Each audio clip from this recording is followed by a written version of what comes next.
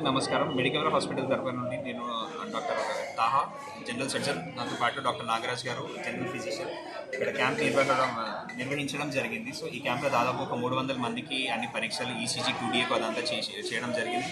దీంతో పాటు కొందరికి ఇప్పటివరకు బీపీ, షుగర్ లేదు, కానీ వాళ్ళకి క్యాంప్ ద్వారా వాళ్ళకు ఉన్నదని తెలిసింది. సో దీనికి వాళ్ళకి సంబంధించిన మెడిసిన్స్ అవన్నీ రాసి ఇస్తున్నాం. Thank you.